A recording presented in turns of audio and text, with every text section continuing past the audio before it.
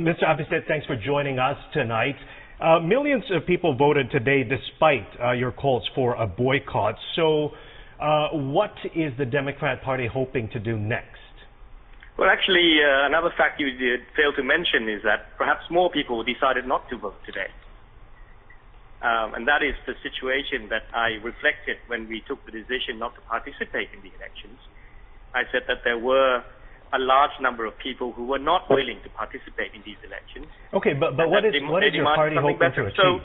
So when you say millions had voted, you should notice that this is an unusually low turnout.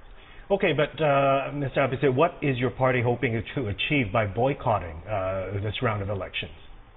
Well, I think what's been reflected now from the elections is that we want to move on to discuss the issue of reforms, and at the same time to get back to elections which are free, fair, and accepted by all sides. And it's something that we offered the government throughout the last few weeks, that there were clearly indications that they are heading towards elections that would eventually be nullified. And it was best to try to open up space for dialogue to find solutions. So many groups in Thailand, business organizations, NGOs, academics, are all looking for that middle space where they can present the idea that we can have reforms and also elections.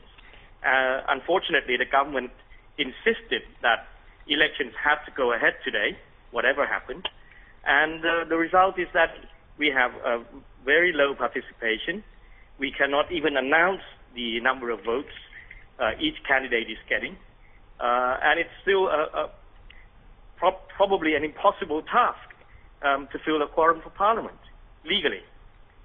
Mr. Abhisit, when you were in power, why didn't you put up these electoral reforms that you are looking for right now? No, we put in place a number of key legislations. We're not just talking about electoral reforms. The reforms people are demanding include a number of other things, and they were discontinued by the current government. And you mentioned these reforms, but what are these reforms? The People's Council, do you have any plan? We haven't had any concrete plan yet. No, the People's Council is PDRC's demands, not the party's demands.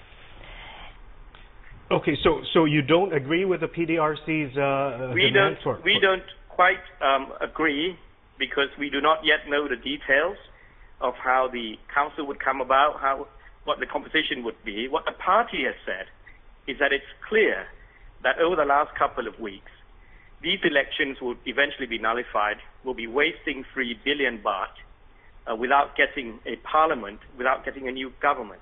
The Election Commission has admitted that it could no longer hold free and fair elections, and yet it was the decision of the Yingluck government that the elections have to go ahead for no reason at all, but for them to hang on to power. And again, it shows that they're putting their own interest before the country. So will you respect the vote then, the results? Sorry? Will you respect the vote and the results? Yeah, if they are constitutional. But we are confident now that these elections are neither free, nor fair, nor constitutional. And we've already submitted a petition last Friday that these elections should be nullified on the grounds that they're not going according to the Constitution. And I expect to be more this week. In fact, I even expect that the Election Commission will take a position about whether they can actually fill up the Parliament with the necessary quorum. Exactly, Mr. Abhisit. You've also mentioned on your Facebook that this is unconstitutional. However, how is it unconstitutional if the EC has green light this event? No, the EC has made its position clear to the government, except it does not have the power to issue a new royal decree. That's why it went to ask the government on Tuesday, when there were expectations for so many people in Thailand, that perhaps the government or Prime Minister Yingluck would decide to take a different alternative, which is to open up space, as I say, to see when elections can be held in a free, fair, accepted manner, according to the Constitution. But the government turned it down, and the Election Commission has been clear.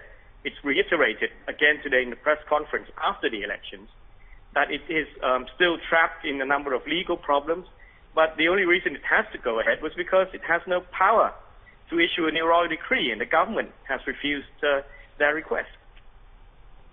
Would you, Mr. Abhisit, want the army to So I would demand, actually, that everybody respects the law. That's the issue.